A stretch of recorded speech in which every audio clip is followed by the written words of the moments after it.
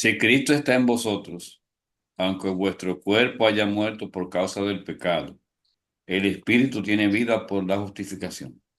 Y si el Espíritu de aquel que resucitó a Jesús de entre los muertos habita en vosotros, el mismo que resucitó a Cristo Jesús de entre los muertos, vivificará también vuestros cuerpos mortales por obra de su Espíritu que habita en vosotros. Gracias, gracias, gracias.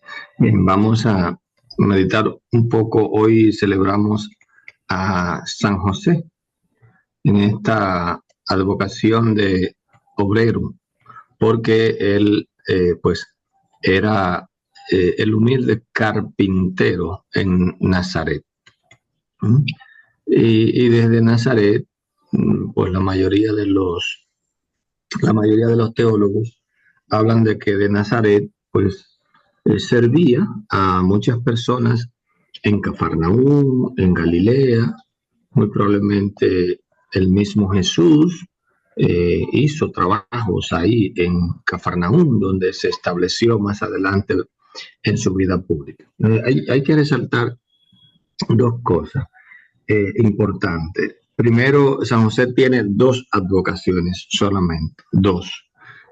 Como esposo de la Virgen, que es el 13, el 17 o 19 de marzo, esposo de la Virgen, el esposo de la Virgen, 19 de marzo de cada año, el 19 de marzo.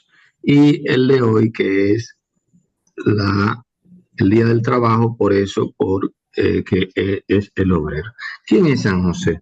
Quizás de San José no se tienen muchos detalles, se tienen los necesarios. En los evangelios apócrifos, que son los que más hablan, muchas cosas muy bonitas, pero los evangelios canónicos, apenas el evangelio de Mateo y el evangelio de Lucas, son los únicos dos evangelios de los cuatro que mencionan a San José.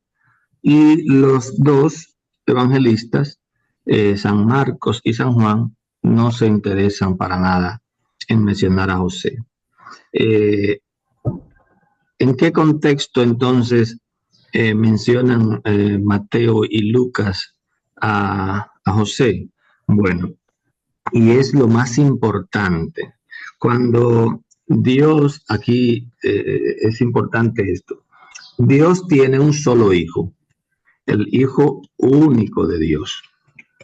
Así lo decimos nosotros en el credo. Ese hijo único de Dios, Dios le pide que se encarne, ¿no?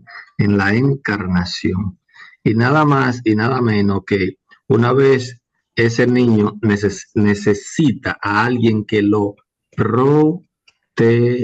Vea, el hijo único de Dios, el hijo único de Dios, Dios le encarga a José, el hijo del esposo de María, que lo proteja, que lo cuide, que lo eduque, que lo forme. Jesús entra a una dimensión humana que tiene que aprender de una cultura, de una forma de vivir, aprende a usar las herramientas, aprende a pegar los muebles, Jesús aprende.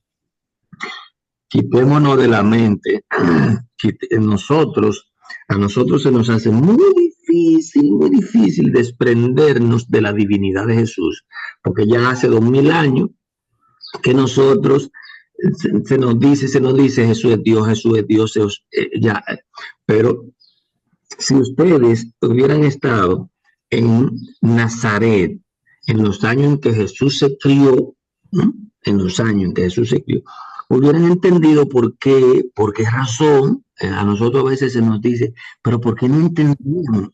¿Por qué esos vecinos de Jesús, por qué eran tan brutos?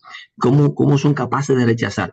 Porque Jesús no hizo alarde de su condición divina. Vivía en una casita humilde, quizás pasó hambre, quizás muchos vecinos de los que vivían cerca de José y María tuvieron que pasarle algún aguacatico, alguna cosa. Entonces, y después, cuando tiene 30 años, Jesús pues se destapa y se destaca como el Hijo de Dios, el Mesías. Y por eso, pero venga acá. Y ese no es el hijo de José, ese que vivía ahí, pasaban hasta hambre. ¿Ve? Nosotros necesitamos entender eso. Eso se llama la cristología. Cristología. Hay que a veces quitarle un poco de esa pretensión. Jesús entró a esta dimensión humana y Jesús necesitó a alguien que lo protegiera.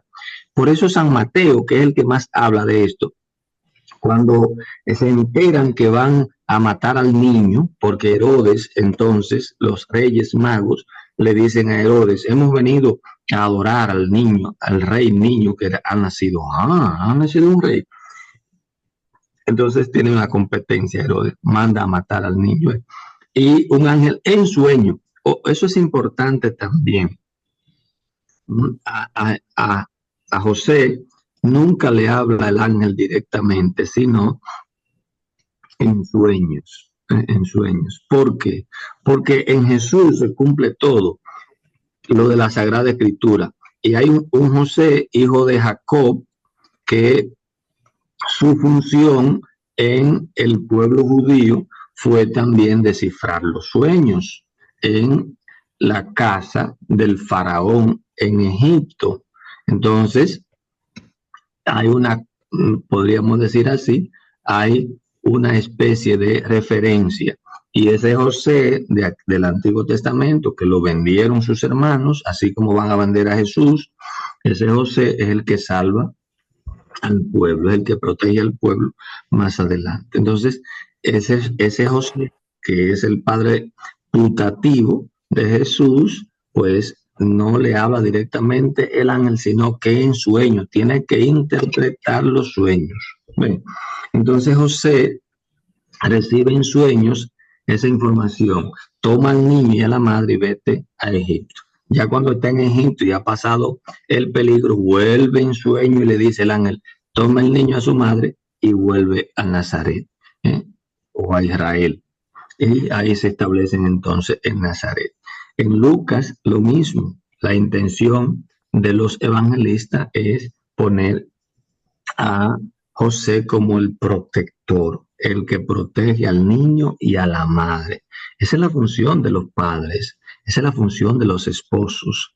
Ahora, nosotros que tenemos hijos y que tenemos también nietos, la pregunta que yo le hago, ¿por qué si Dios, que es el verdadero Dios, pone bajo el cuidado a su único hijo, a San José, ¿por qué nosotros no le pedimos a San José que cuide a nuestros hijos, que proteja a nuestros hijos?